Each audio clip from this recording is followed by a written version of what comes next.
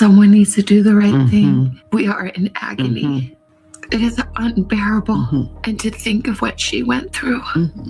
I wake up every night. Who pays the price for this? Nancy Guthrie. Her case is active and ongoing. We don't know what happened to her. We don't know where she is. We have no new information. There's no communication from Sheriff Nanos and his public information officer. We now have 53 days of no answers. This is going to tug at your heartstrings. And I want to play this because you're going to hear Savannah, Nancy Guthrie's daughter, talk with her fellow co-host Hoda on today. There's going to be a full interview with Savannah Guthrie, but let's take a listen to this because this is who pays the price for Sheriff Nanos' lie. Take me back to the day. It was, I guess, a normal weekend for you. Yeah. The weekend your mom went missing. Tell me what you were doing and what happened.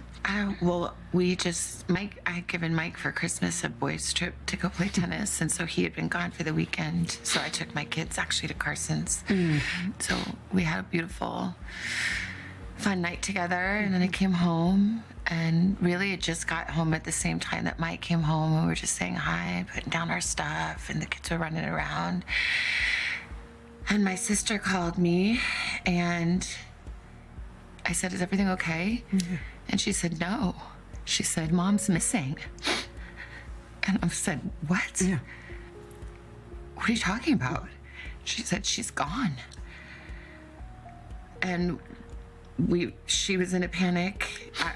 I was in a panic. I'm like, "Call 911. Yeah. She's like, "I did. We've called them. They're here." And we thought that she must have had like some kind of medical episode in the night, and that somehow, the paramedics had come because the back doors were propped open, and that didn't make any sense. We thought maybe they came and there was a stretcher and they took her out the back, but her phone was there and her purse was there and all her things, and it just didn't make any sense. So, Annie and Tommy had already called all the hospitals, but then I'm like, I'm gonna call the hospital. So then I started calling the hospitals, and the police were there and talking to her at the same time, and it was just chaos and disbelief. Within hours, Savannah was making the long journey home to Tucson. You saw Annie and Cam when you got to their house. Tell me about that moment. Just disbelief and hugging each other, and I think we were on the phone with the sheriff and trying to, really make clear from the very early moments, Annie and Tommy were saying this isn't that case that you are used to where someone wanders off. She can't wander off.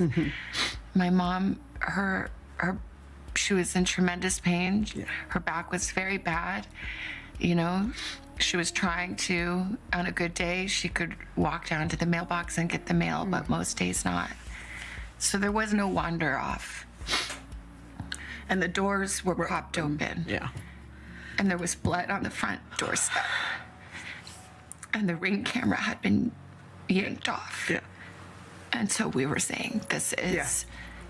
Do something. This is not okay. Yeah. This isn't... Something is very wrong here. Yeah. Did you guys talk about what possibly could have happened? Like, what could have happened? What went down? Did you... I think my brother... my siblings are so amazing. My brother, he spent his career in the military and worked in intelligence, and is a fighter pilot, and is brilliant, and he saw very clearly right away what this was. And even on the phone, when I called him, he knew. And he said, "I think she's been kidnapped for ransom." And I said, "What? Well, why? What?" And then, it sounds so like, how dumb could I be? But I didn't want to believe. I just said, "Do you think because of me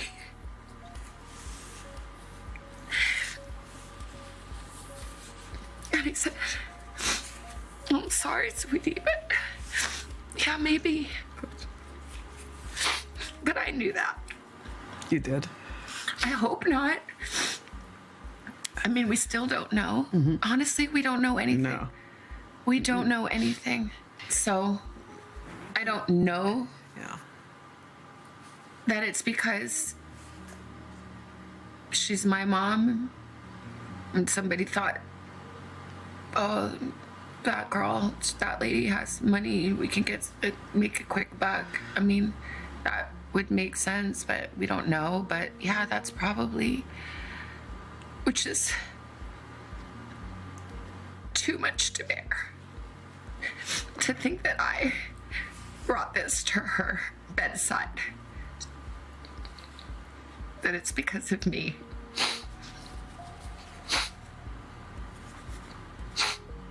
And I just say, I'm so sorry, Mommy. I'm so sorry.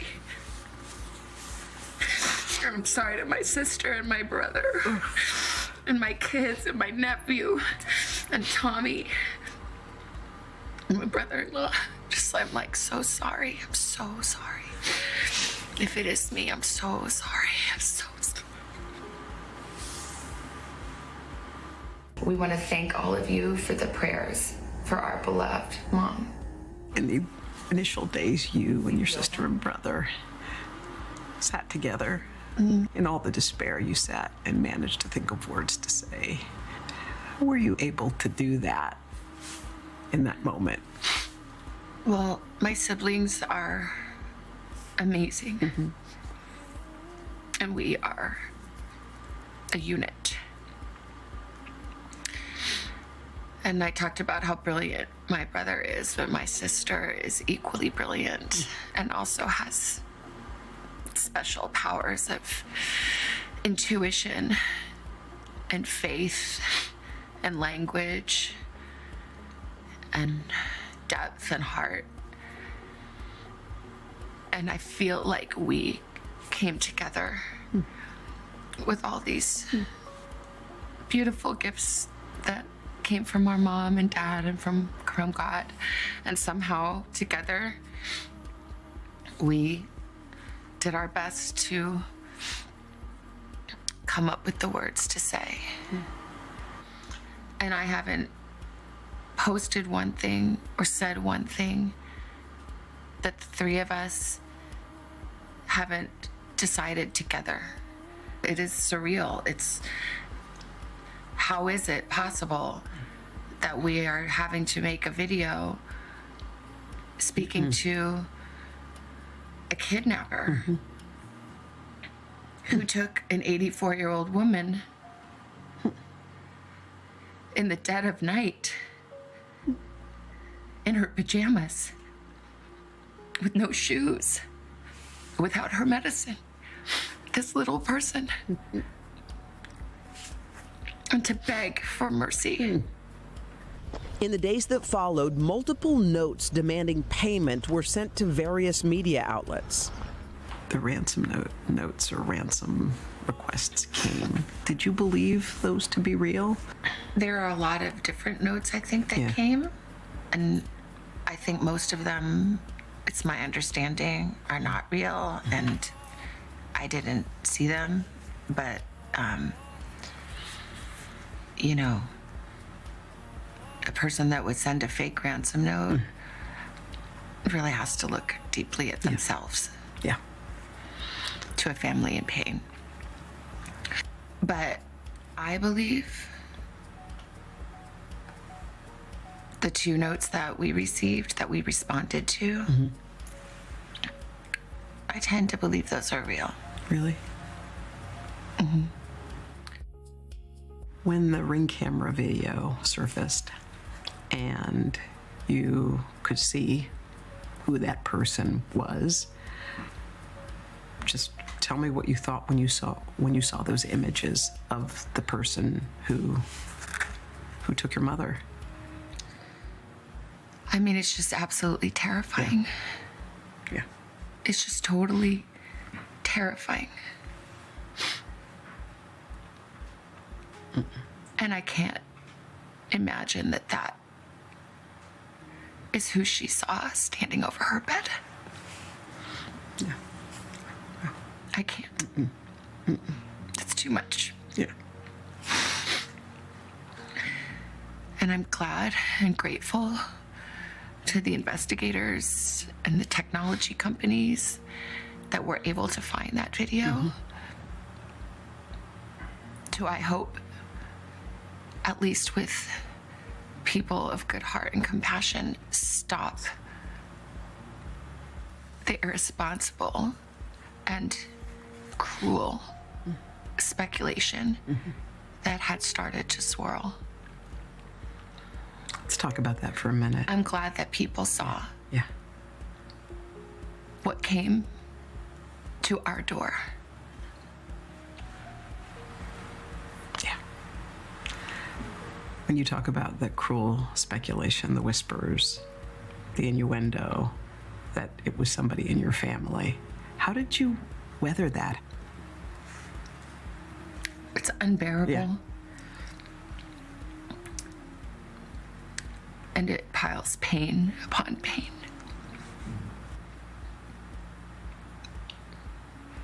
There are no words. There are no words. I don't understand. I'll never understand. And no one took better care of my mom than my sister and brother-in-law. And no one protected my mom more than my brother. And we love her, and she is our shining light. She's our matriarch. She's all we have. Savannah and her family stayed together in Arizona for weeks as the media coverage grew more intense. We had to move houses many times because people came, and not everyone is respectful, unfortunately. You know? And there was a night we had to leave in the dark in the desert, holding hands, me and my sister and brother and I, get into a car waiting for us to, because the people outside were closing in. So we found a place that was safe, and then we couldn't really leave too much. So like those days are a blur. Yeah. Crying and praying.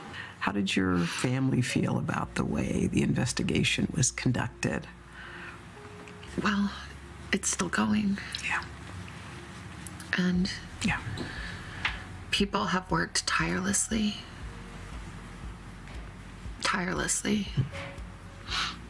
And we see that. But we need answers. We cannot be at peace without knowing. And someone can do the right thing. And it is never too late to do the right thing. And our hearts are focused on that. You speak about your mom always in the present tense. Yeah.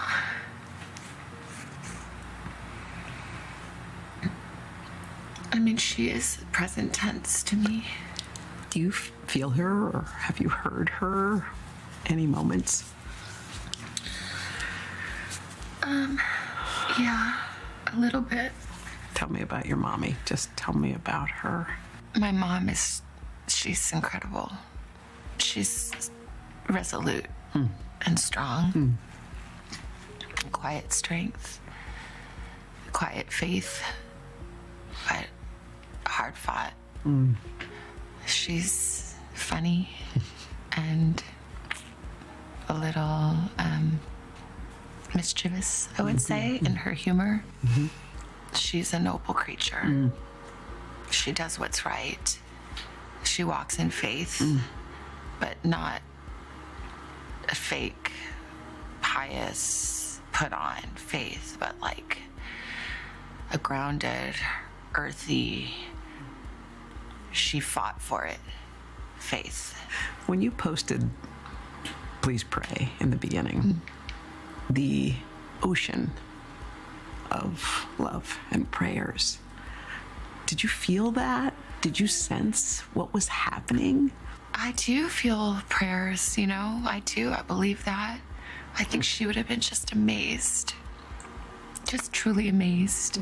One of the images that stayed with me through all of this was you and Annie and Tommaso walking up and looking at the flowers and at the notes. As I saw that, I thought, oh, I wonder if Savannah's going inside, and what that must have felt like for you to go inside of your mom's, your childhood home, your mom's house. Yeah, I mean, this is the house that we grew up in. It's really the only house I've ever known and remember. So we moved there when I was about 4, I think. Mm-hmm. It's the house where I came home on a Friday night at 16, and my mom and sister were on the couch praying and told me that my father had died. It's the house where all of our memories are, good and bad. So it's hallowed ground. My mom loved and treasured that house. In good years and lean years, they were able to hold on to that house. That's my mom's safe haven. It's really hard to see that violated, and the terror that she must have felt is unbearable. It's unbearable. Tell me, while you were spending all this time in Tucson, your kids were home, what do they know? Well, it's so hard with kids because, you know, you want to protect them. Dale would write me all the time, Mama, any leads? Any leads? Do you hear anything? You know, any hope? And I think that, you know, we tried to talk to them and try to give them a little more certainty than we have, to let them grieve. And for my little nephew Olmo too, you know, there's just a way in which this is even so much harder on Annie and Tommy and Olmo because they're there. They're there, yeah. And they were there every day for my mom. They made it possible for her to stay in the house we grew up in that she loved so much. I think she always stayed in that house because I think she still felt my father there. All our memories. You know, let her have her space. And there's just a way in which this is just even more excruciating for them and all that they've been through. I know it was a hard decision for you, and I know you told me about this, was coming back here, leaving Arizona to come back to New York. Why was that so difficult, that choice?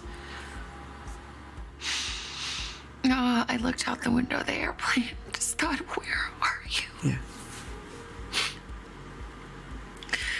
That desert, that beautiful desert that she loves. Where are you? Yeah. How could I leave you? But my mom taught me a lot about grief. Our family knows grief. My father passed when I was 16 years old. He was only 49. It was a shock. And I remember my mom saying in those early days when Daddy died, like, you have to get up and decide and do. Just decide and do. And she had read that in a book that meant a lot to her and her grief. And so I always remember that. So I'm trying to decide and do. Just get up and decide and do every day. You know, I've felt terrible grief, and I felt unfathomable love and comfort.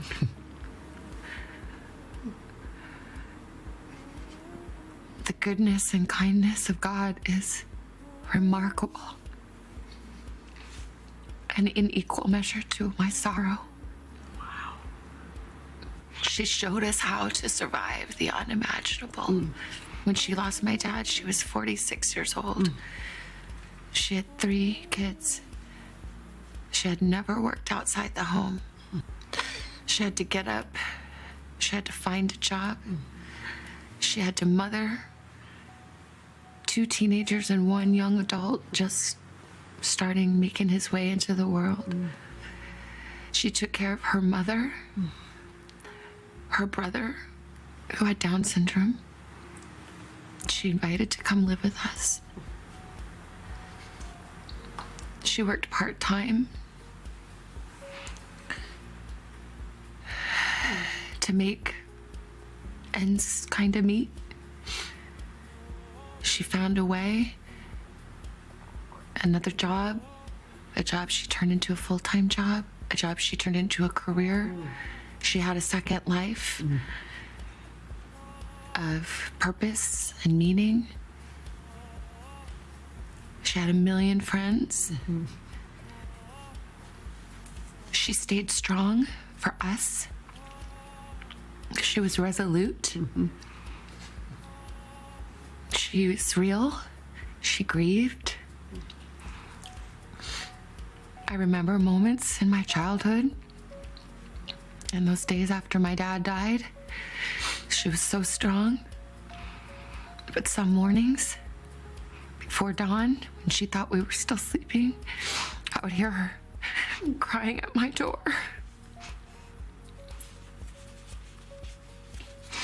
To not be alone in her grief. So she taught me to be strong, but she taught me to be true.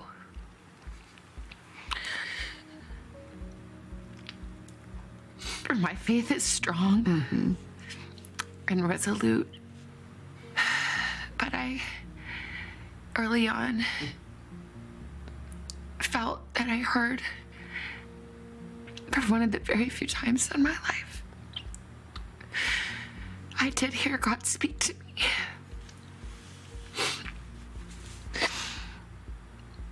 As I said to myself, I can handle anything, God. I can handle anything. I just can't handle not knowing. We can't handle not knowing. Yeah. I have to know. And I heard a voice. And it said, you do know where she is. She's with me. She's with me. So whether she is on this earth still, or whether she is in heaven, I know where she is. I know who she's with. But we need to know. To the Guthrie family, stay strong. And prayers for everybody involved. Always, folks, going forward and at all times, stay safe, stay prepared, and watch your 6.